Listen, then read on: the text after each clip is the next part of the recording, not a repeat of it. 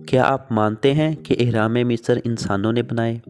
क्या आप जानते हैं कि एहराम मिस्र में इस्तेमाल होने वाली एक एक ईंट और पत्थर का वज़न कितना है? क्या आप जानते हैं कि एहराम मिस्र इस दुनिया की पैमाइश किस तरह से करते हैं? इस वीडियो में आपको एहराम मिस्र यानी पिरामिड्स से रिलेटेड ऐसी बातें जानने को मिलेंगी जो शायद आप अभी तक नहीं जानते। एहराम मिस्र में कहा जाता है कि फ़िरौनी बादशाह यानी जो मिस्र पे हुकूमत करते थे उन बादशाहों को रखा जाता था उन मम्मी की सूरत में, और उनके जिस्म पर पट्टियाँ की जाती थीं और मुख्तलिफ़ केमिकल्स लगाकर उनकी लाशों को उन तहखानों में रख दिया जाता था। उनके साथ ज़िंदगी गुजारने की तमाम आसाइशात का भी एहतमाम किया जाता था, क्योंकि उनका ये मानना था कि वो मरते नहीं हैं, बल्कि जब उन्हें पिरामिड्स में रख दिया जाता है उसके बाद उनका ज़िंदगी के बाद का सफ़र शुरू होता है और वो वहाँ पर हंसी खुशी अपनी बाकी मरने के बाद वाली ज़िंदगी जीते हैं। खैर, उनके नज़रियात और जी को हम किसी और वीडियो में देखेंगे। अभी आज हमने जो बातें डिस्कस करनी हैं वो बहुत ही अहम हैं और वो एक बहुत बड़े राज से पर्दा उठाती हैं। एक थ्योरी के मुताबिक आज से ज़्यादा तरक्की याफ्ता इंसान माजी के थे, यानी माजी के इंसानों ने आज के दौर से बहुत ज़्यादा तरक्की की थी। इसकी एक मिसाल हमें पिरामिड्स की शक्ल में मिलती है, अगर हम ये ना माने कि वो एलियंस ने बनाए हैं, हालांकि एलियंस नहीं होते।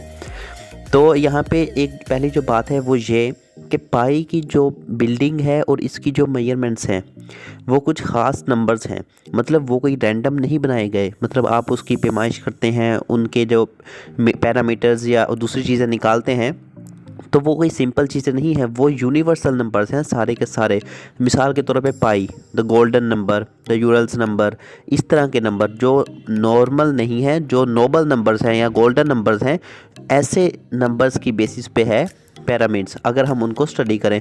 इसके अलावा विस्कर्स ऑफ लैटिट्यूड जो है वो 30 है, मतलब ये एस्ट्रोनॉमी के लिहाज से एक लैटिट्यूड की एक टाइप है और इसके लिहाज से एक बहुत ही अहम जगह पर, ज़मीन की एक बहुत अहम जगह पर सिचुएटेड है। ये कोई आम जगह नहीं है। ये इस तरह से है कि अगर आप इसके ग्लोब को देखें ज़मीन के, तो ये तकरीबन इक्वेटर और नॉर्थ पोल के 1/3 पार्ट पे है और ये एक बहुत ही अहम डिग्री और एंगल बनता है।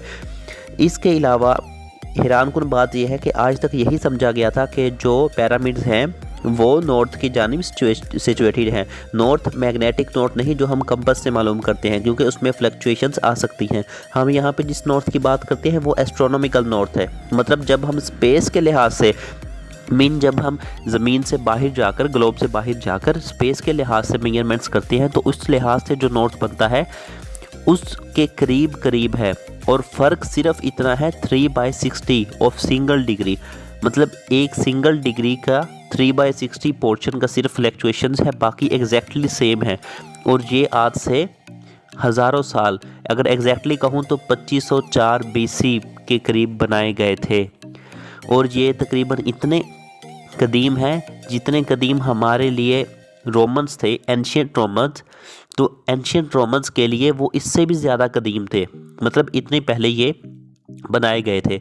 इसके बाद अगर हम इसकी ऊंचाई की बात करें तो अभी जो मशहूर पिरामिड्स हैं उनकी जो ऊंचाई है वो 481 फीट है, यानी 481 फीट हाई।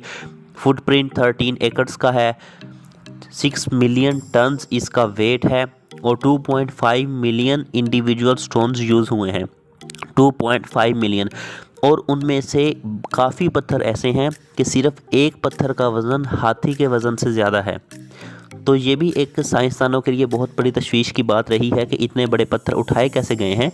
कुछ तहकीकात के मुताबिक आज से पहले दौर के इंसान काफ़ी बड़े थे, कदोकामत में भी और ताकत वगैरह में भी, तो वो इन चीज़ों को इतनी मुश्किल नहीं होती थी उन्हें उठाते वक्त और वो बआसानी उठा लेते थे। इसके अलावा अगर हम पूरे पिरामिड का एक स्ट्रक्चर लें, मेन उसके डायगोनल्स वगैरह को चेक करें और उनकी पैमाइश लें, तो वो हमारे पास रेशो बनती है 1:43,200।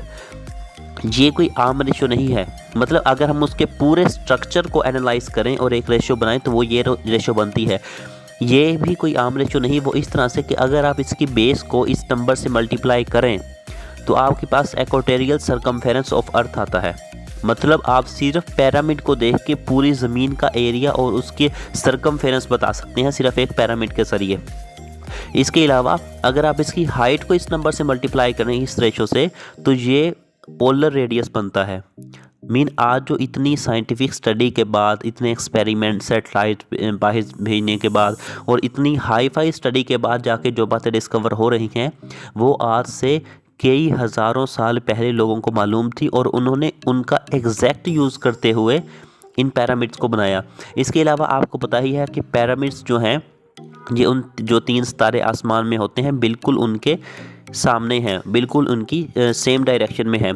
और आपके नॉलेज के लिए एक और मज़ीद बात बताऊं, वो ये कि पिरामिड्स हमेशा से इस कलर में नहीं थे जो आज हमें दिखाई देते हैं। आज से हज़ारों साल पहले पिरामिड्स इस तरह से थे जैसे डायमंड्स रिफ्लेक्ट करते हैं या जिस तरह कोई मिरर होता है।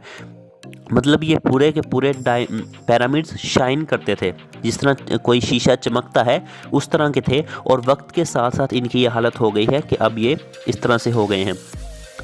इसके अलावा ये पिरामिड्स की निगरानी के लिए एक और शक्ल बनाई जाती थी। शक्ल एक इमारत टाइप बनाई जाती थी और उनमें ये होता था कि जो बॉडी थी वो लाइन की थी और जो फेस था वो आदमी का। तो कहा जाता था कि ये जो स्ट्रक्चर है ये इस पिरामिड्स की हिफाजत करता है। मतलब कुछ ऐसी जगहों पे जहाँ आसेब वगैरह या चोरी वगैरह का ज़्यादा ख़तरा होता था, तो पिरामिड्स के साथ इनको बनाया जाता था। और ये भी इतने बड़े होते थे कि इनकी ये पूरे स्ट्रक्चर की जो सिर्फ आंख होती थी उसकी लंबाई 2 मीटर थी। ये बात आज भी साइंस के लिए एक राज है कि इतने हज़ारों साल पहले इंसानों ने इतनी तरक्की कैसे की और इस तरह की चीज़ें कैसे बनाई। और पिरामिड सिर्फ एक चीज़ नहीं है जो इस तरह की है, इसके अलावा भी सैकड़ों चीज़ें हैं जिनका हमें इल्म तक नहीं, क्योंकि हमें बताया नहीं जाता। जल्द ही आपसे वो थ्योरी और वो एक्सप्लेनेशन भी डिस्कस करेंगे जो इस बात को रिवील करेगी कि आज के इंसान ज़्यादा तरक्की याफ्ता हैं या पुराने ज़माने के इंसान थे। और अगर पुराने ज़माने के इंसान इतने तरक्की याफ्ता थे तो आज हम क्यों सिविलाइज्ड नहीं हैं। तो ये सारी बातें आपसे शेयर करेंगे अगली वीडियो में। तब तक के लिए अल्लाह हाफिज़।